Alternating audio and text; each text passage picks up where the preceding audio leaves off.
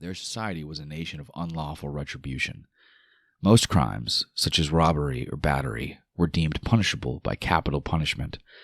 The norm for trials became by judge and officials versus a jury of peers. Those mandates had terrified society into submission. Technically, there were still 50 states.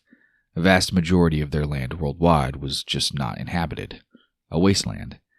The regime focused on getting states which suffered the least amount of destruction back in order. Las Vegas was the capital of the United Origins. Washington, D.C. had been demolished. The world dictator, Lutheran Eminence, determined all decisions. He did have a legislative board, but they backed him 100%. Under Lutherans' lead were ambassadors, one for each of the remaining continents, followed by governors. The governor's jurisdiction didn't just govern one state, though. It reigned over 2 or more. The war caused the loss of over 40% of the population. The vastest difference was that there were no longer 7 continents. Only 3 remained. World War III caused more devastation than all prior wars put together. The death toll was unprecedented. Cade. Finally, her eyes fluttered open. Relief filled Cade because she'd been out of it for a while. He still couldn't believe he'd gone to a party, and it got raved. He wasn't surprised the shindig had gotten busted. In the New World Order, all parties were illegal. Painting the town red was not Cade's usual scene. He had only snuck into less than a handful of parties over the years. Cade didn't regret going, or he wouldn't have met the gorgeous girl in front of him. But he hated they'd gotten caught. When the enforcers kicked the door in, the girl Cade had been crushing on wasn't going to make it. In his effort to rescue her, he'd gotten tasered and thrown in the slammer too. Now they were up Schitt's Creek. "Phew, you're awake. I was beginning to worry," Cade told the woman. Slowly, she faced Cade. Her uniquely colored eyes dilated. He was sitting close to her while she lay passed out on the bench. Being tasered twice was the reason she was out cold for so long. Her long, wavy black hair was tousled, but it was an attractive look on her. The woman closed her eyes for a spell. Maybe she was trying to figure out where she was. Suddenly, she bolted upright. Tugging at their confined wrists, she hissed. "Whoa, careful, we're connected," Cade informed her. The woman's eyes widened as she glanced down.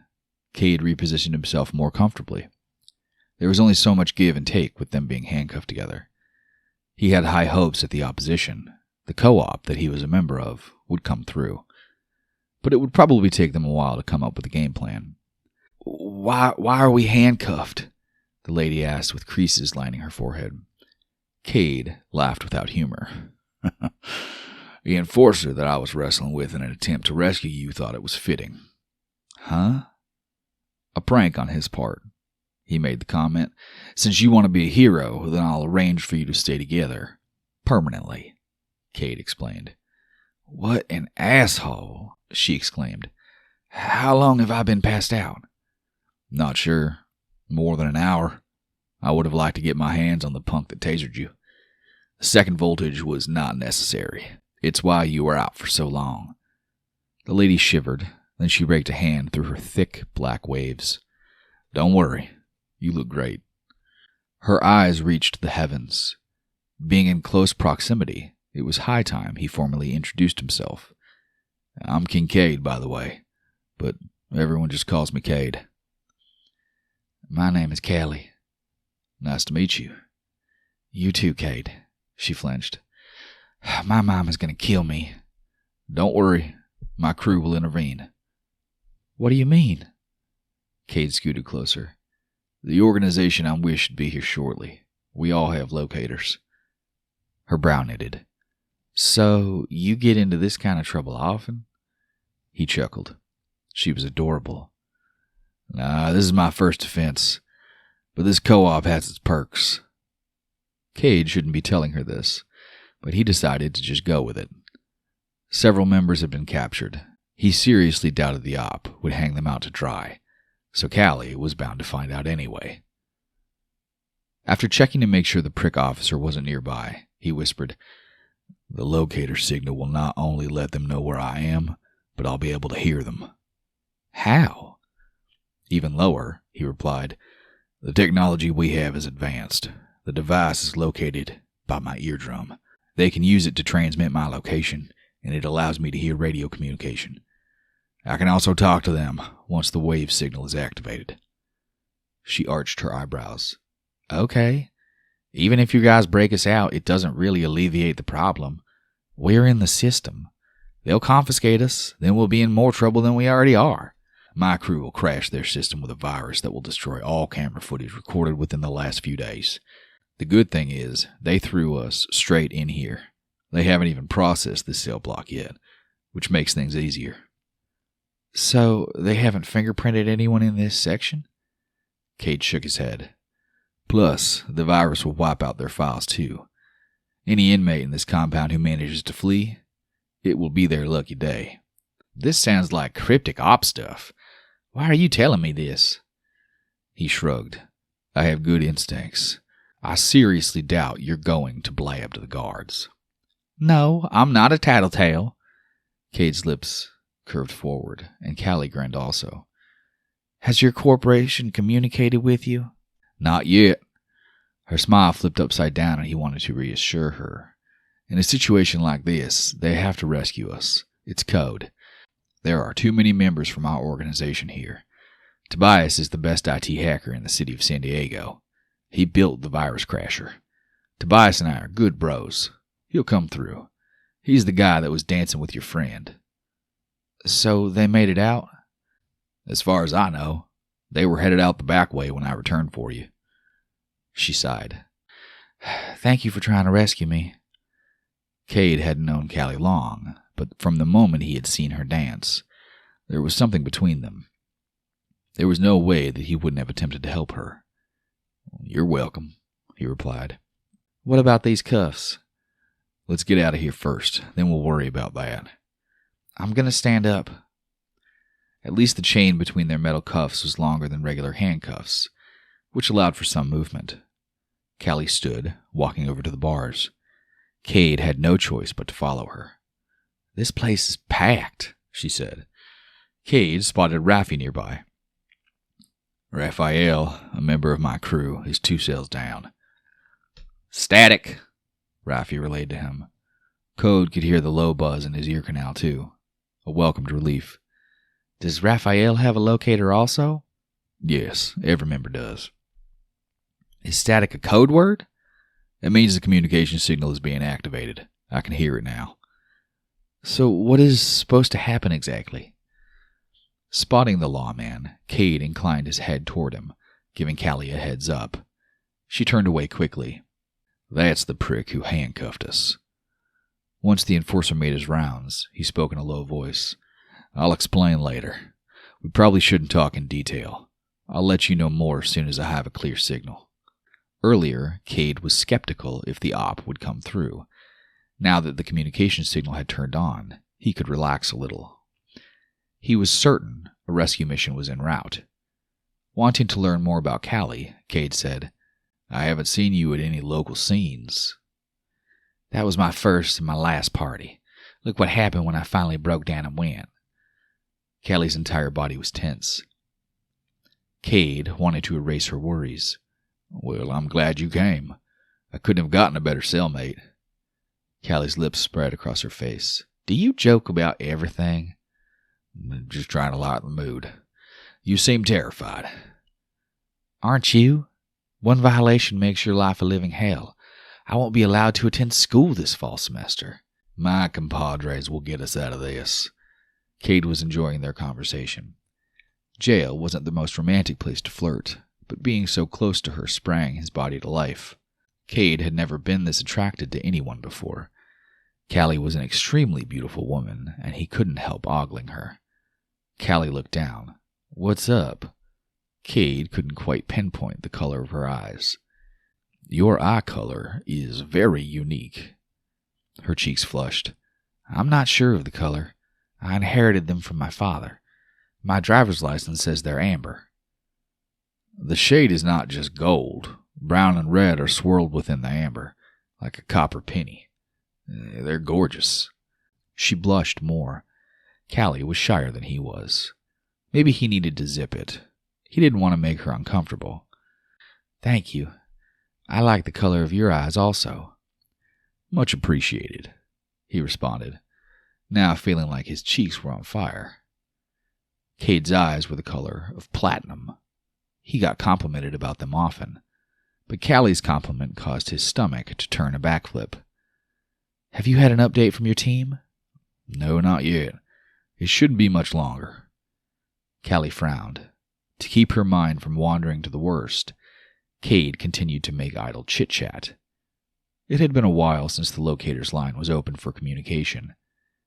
Doubt that the buzzing from the locator device had been a fluke was starting to set in. Maybe the opposition wouldn't come to the rescue, wanting to teach them a lesson. Cade pushed his worry to the rear of his mind. He must remain positive that the op would come through, or they'd be in a world of trouble. A while later, the sound of their cells' locks clicking was music to Cade's ears. The cavalry had arrived. Realizing that the door's opening meant freedom, everyone began to scatter. Cade rushed Callie out of their cell. Raffi was closer to the enforcer standing guard. He pounced on him, swiping the enforcer's legs from underneath him. Cade kicked the lawman in the face next, knocking him out cold. Raffi retrieved his gun off the ground. Glancing at his wrist, Cade needed to deal with another problem. They had to get the chain from the cuff broken so they could run better. Raffi, can you take care of this? Asked Cade, raising their joined handcuff chain. Raffi aimed the gun at them. Cade scooted to the side, putting as much space between them as possible, extending the chain. Callie nibbled on her bottom lip. Wait, I don't think this is a good idea. Raphael is a good shot. Just turn your head to the side. We don't have much time, and it will be easier to run not being joined at the wrists. Here goes, Raffi warned them. Don't move! Callie closed her eyes. A good marksman, Raffi hit the chain dead on. Now their hands were free. The compound's lights went out, and the inmates that were not part of the opposition whimpered and gasped. They didn't have a clue what was going on. Mike, an op member, ran past them, heading for the far wall. He wore a black mask covering his entire face, except his eyes. He looked like he was robbing the joint. Moments passed, and then the backup lights came on. The lighting was dim, but Cade could see better. Mike placed 3 blocks onto the far wall so he could blow it out. Knowing what was to occur, Cade pushed Callie against the wall, shielding her body with his. Everyone stand clear! Mike shouted. A loud explosion detonated from the bombs on the wall. Chunks of debris splayed everywhere. Inmates screamed, and some of them dove to the floor. Mike didn't waste time. After the wall was blown, he sprinted through it. Gunshots, accompanied by yelling, came from the main building where Cade's other team members were. Another member burst quickly through the metal door from the compound. Move out! Cade recognized Randolph's voice. He was geared in all black, too. Raffi and a ton more people didn't hesitate escaping. The gaping, jagged hole from the explosion had smoke spewing from it. Cade pulled Callie in the direction of the opening. Some inmates stood frozen in place, or stayed on the ground, shell-shocked. Get your asses out of there! Tobias shouted through the locator. I'll guide you through the team's cameras. Come on, everyone! Cade encouraged the crowd. He didn't wait for their response, hauling ass out of the smoking hole. Hopefully the other inmates made a run for it. This was their chance. They had nothing to lose. The only crime they'd supposedly committed was having fun at a party. Run straight for now. You'll make a right soon, Tobias relayed. The getaway vehicles are 3 miles due west. Eric spoke up through their devices. The area was infiltrated by darkness. The towering pole lighting didn't provide much light. Callie's eyes were like a deer in headlights, but she was a fast runner and kept pace with Cade. There are escape vehicles waiting. We have to make it through this valley first, Cade told Callie. Okay, she replied in a shaky voice. You trust me? Yes, Callie said with certainty. Cade held her hand in a death grip as they sprinted toward the valley ahead. Uneven, knee-high grass layered the terrain. In the dim light, it was difficult to make out their surroundings. Glancing over his shoulder, Cade saw other members of the opposition, along with a slew of inmates. "It's a straight shot from where you guys are now," Tobias told them. "Push it!" "We're almost there," Cade relayed to Callie. Cade should have known this wouldn't be easy. All hell broke loose as gunfire erupted. A dude to his side tumbled over, getting shot in his back. Enforcement was on their trail. More blasts sounded from their pursuers. Cade pulled them behind a large tree, and they crouched down. As Cade's eyes tried to focus in the darkness, he scanned the perimeter. Firing came from every direction. Maybe some of Cade's crew was retaliating. He wished he could help. Inmates scurried in an attempt to escape from the bullets. In the distance, Cade spotted an enforcer lurking in the tall weeds. He aimed his gun, hitting someone. The law had no mercy. They could taser them, but instead they chose to gun them down. Turning toward Callie, Cade pointed in the distance. "Stay here," he whispered. "I'm going to take him out." She grabbed his arm. "Let's just make a run for it." "No, this area is open. There's too much of a risk of him shooting one of us." He double-checked his surroundings. "If this doesn't go as planned, I want you to run to the pickup point. We're only about a mile out from the rescue vehicles." "But—" "No buts. Just keep straight and stay low." "Be careful." He nodded, then crept toward the lawman. Gunshots were now few and far between. Sneaking up behind him, Cade kicked the weapon from his hand. The enforcer tackled him, and they fumbled to the ground. Getting the upper hand, the enforcer climbed on top of Cade. He retaliated, kicking him in the groin. Cade tried to grab the pistol he'd seen, only the enforcer was faster. He retrieved the gun before Cade could, aiming it point blank. "On your feet now!" the enforcer commanded. Cade sighed, rising to his feet. "Don't you dare move, or I swear I'll blast your ass! Turn around and place your hands behind your head." Slowly, Cade did as he was told. A moment later, he heard a grunt, followed by a thud. Whipping around, he saw the enforcer on the ground, knocked out. Callie stood with a rock in her possession. She had hit him over the head. Cade could only stare at her, speechless. She impressed the hell out of him. "I knew I liked you," he finally said. "That was dangerous, but brave." Callie's brow knitted. Bending, Cade picked up his weapon. "He's not dead. His chest is moving," Cade relayed, wondering if that's why she looked concerned. "We gotta go, though." She sighed. Cade took her hand, and they sprinted through the weeds. Cade saw some of his team as they ran. Not long after, many escaped vehicles appeared in the distance. Good thinking on their part to provide extra cars for other inmates who'd made a run for it. Escapees were diving into them. Cade led them to an SUV. Raffi had left the door open. They jumped into the back seat. One of the vehicles took off like a bat out of hell. Enforcers were still in pursuit, running in their direction. Winston, from the op, dove inside, and then Eric burned rubber. Their heads jerked backwards. Gunfire ignited from behind them, shattering the windshield. A woman next to Cade screamed. Callie ducked, whimpering. He held her close to him. More shots followed as they sped up. "Everyone stay down!" Eric ordered. He swerved around the corner so fast the momentum slung them together. Raffi was sitting in the passenger seat. His head slammed into the window. "Shit, Eric!" "Sorry, man, you want a knot on your head or your head blown off?" Eric replied. Raffi remained silent. After a few more turns, Eric asked, "Is anyone hit?" No one was, but Cade hated to think about if anyone had lost their lives. Callie looked through the busted rear windshield. The air rushing in made her shiver. Cade pulled her tighter into his embrace. She didn't seem to mind. Wanting to know how she was holding up, he asked, "Hey, you okay?" "I'm shaking. Relieved we made it." This was shit that happened in books. Callie had a right to be flustered. Every few minutes her head darted from side to side. Now that it seemed like everything would be okay, Cade decided to tease Callie. Distract her from her worries. "Relax, we're in the clear." "Easy for you to say. The way you fought that enforcer, you've had some sort of training." "Yeah, some. I've never been in a combat situation, though. He remembered how she admirably came to his rescue. He only hated that she put herself at risk for him. You didn't listen to me anyway. I'm glad that you weren't hurt. Callie shrugged.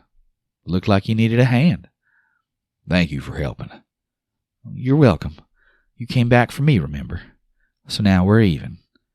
Rafi chuckled. That's a damn shame a woman had to help you, Cade. Bite me. Cade's lips curled upward, and Eric laughed. We're almost at our destination, Cade told her, eyeing the chick and dude that were in the truck with them. He had already spilled the beans to Callie. Better to not let anyone else know more than they had to. I'll fill you in and answer any questions you have once we arrive. Callie nodded, and then she leaned her head against his shoulder, and Cade was in hog heaven. Cade woke up in a cold sweat, remembering his dream. The dream was about the night he had met Callie, almost a year ago. That night had been a nightmare, but also one of the best of his life. Callie turned out to be the love of his life. Cade wouldn't go back in time and change meeting her. After that night, they became fast friends. Soon, an eternal love grew between them. Cade's only fear was when they turned 21, they'd be forced into an arranged marriage with someone else. There was no getting around the regime's strict mandate of arranged marriages, and the world dictator never let any couple that were already together get married. His specialty was breaking hearts because he felt that he was the ultimate matchmaker. It boiled down to control, and Lutheran eminence, the world dictator, wanted the ultimate power. Cade had been shocked speechless when Callie had brought up them entering the temptation trials. The government-sponsored reality show where couples who wanted to stay together had to prove their love to the world. So far, no couple had yet to survive the trials. No one had ended up staying together afterwards. But Cade didn't let the odds sway his decision in entering. Thousands of people entered to participate in the show every season, but only 18 couples got chosen. Fate was in their favor. They had been chosen as contestants.